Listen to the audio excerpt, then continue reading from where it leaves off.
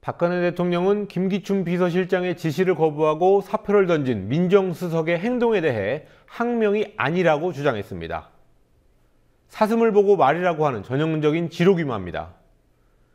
경제 분야에서는 숫자를 여러 개 내놨는데 숫자 자체는 맞을지 몰라도 해석은 딴판이었습니다. 전형적인 아전인수였습니다. 박 대통령의 연설에서 나온 말들의 사실관계를 김종훈 PD가 따져봤습니다.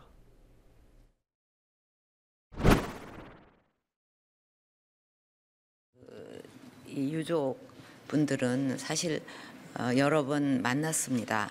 그러니까 뭐 이렇게 반대하는 의견도 있지만 제가 진도도 내려가고 또 팽목항도 내려가고 그래서 그분들하고 쭉 얘기도 하고 애로사항도 듣고 또 뭐 얘기하다 막 제지도 하고 그랬지만 제가 아유 그렇게 하지 말라고 그러면서 끝까지 그분들의 얘기를 다 듣고 또 그 애로사항은 적극적으로 반영도 하고 또 청와대에서 그 면담도 갖고 그렇게 했습니다. 박 대통령이 말한 여러 번은 과연 몇 번일까? 박 대통령은 세월호 참사 다음 날인 4월 17일 진도체육관을 찾았습니다.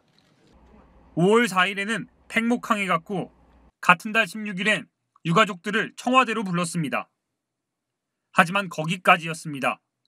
유가족들이 대통령과의 만남을 요구하며 청와대 인근 청운효자동 주민센터에서 76일 동안 농성했지만 대통령은 끝내 만나주지 않았습니다. 유가족들은 작년 10월 29일 시정연설을 위해 국회를 방문한 박 대통령을 향해 만나달라 애원했지만 끝내 외면당했습니다. 3번 만난 것을 여러 번 만났다고 한 겁니다.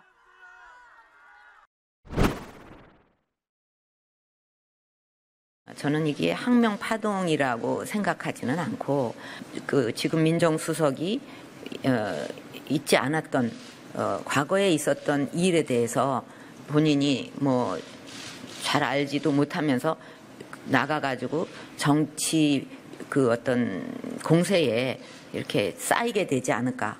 그러나 또 그 민정 라인에서 잘못된 그 문서 유출이었기 때문에 본인이 책임지고 간다. 그런 그 차원으로 그 사표를 낸 거라고 생각을 합니다.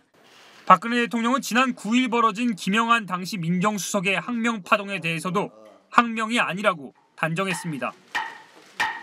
민정수석이 출석하도록 제가 지시를 했습니다. 그랬음에도 불구하고 본인이 출석할 수 없다 하는 취지의 행동을 지금 취하고 있어서 지금 그런 상황입니다. 출석할 수 없다는 반응이 저겁니까? 그런 반응을 본인이 보였습니다.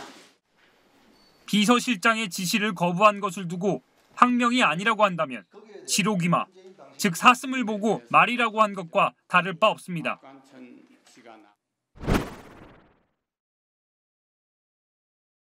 작년은 3개년 계획 1년 차로 핵심 과제들을 중점 추진한 결과 우리 경제 성장률이 4년 만에 세계 성장률을 앞지른 것으로 추정되고 고용도 12년 만에 50만 명대의 신규 일자리를 만들어냈습니다. 박 대통령은 우리 경제가 작년 한 해 50만 명의 신규 일자리를 창출했고 수출액과 무역 흑자, 무역 규모가 사상 최대를 기록하는 트리플 크라운을 기록했다고 말했습니다. 경제정의 실천 시민연합은 박 대통령이 제시한 숫자는 사실일지 몰라도 그 안에 숨겨진 의미는 달리 봐야 한다고 말했습니다. 이 질적인 면과 이제 양적인 면을 같이 봐야 되는데요. 먼저 질적인 면을 보게 되면 그 53만 명 중에서 주로 취업자가 증가한 숫자는 50대 이상의 그 취업자들이 증가했을 뿐이지 실제로 일자리가 필요한 20, 30대의 취업 숫자는 오히려 감소했다라고 보여지기 때문에 상당히 이제 자의적 해석이 강하다고 보여지고요. 또한 질적인 내용에서 보게 되면 실제로 53만 명 안에는 이 정부가 주장하는 시간 선택제 일자리가 많이 포함이 되어 있기 때문에 이 시간 선택제 일자리는 이 노동 전문가들 사이에서는 대표적인 나쁜 일자리로 이야기를 하고 있습니다. 이러한 통계에 대한 그 인용은 상당히 자의적인 해석이라고 볼 수 있습니다. 지난해 공공기관 스스로 각고의 노력을 통해 24조 원의 부채를 줄이고 향후 5년간 1조 원의 복리 후생비를 절감하는 성과를 달성했습니다. 상당히 자의적이고 자화자찬이다. 그리고 그것이 단기적으로는 부채를 줄 수 있지만 지금 현재 문제가 되고 있는 공공기관이 왜 이렇게 부채가 계속 늘어나는가에 대한 근본적 해법을 제시하지 않은 상황에서 단기적으로 수치가 줄었다고 해서 이 공공기관이 개혁됐다고 볼 수가 없기 때문에 이 근본적 대책을 고려하지 않은 그런 평가라고 볼 수 있습니다.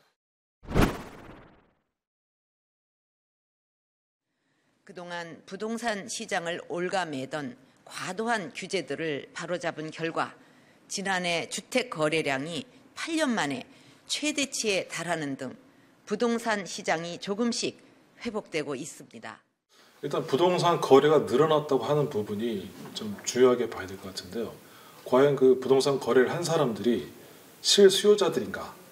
아니면 이전처럼 부동산을 투자 수단으로 해서 했던 투기적 가수요인가를 명확히 좀 봐야 되고, 이 부동산 시장의 활성화라고 하는 부분이 가장 중요한 것은 집 없는 서민들이 내 집을 마련할 수 있고 이를 통해서 서민 주거안정이 됐느냐를 기준으로 봐야 되는데, 지금 박근혜 정부의 부동산 정책은 기존에 집이 있거나 또는 돈이 있는 사람들이 이 부동산 시장에 뛰어들어서 부동산 경기를 활성화를 통해서 경제 활성화를 할 수 있는 그런 단기적인 규제 완화책이기 때문에 실제로 이것이 서민들의 주거 안정의 기회느냐라고 보기에는 상당히 어렵다.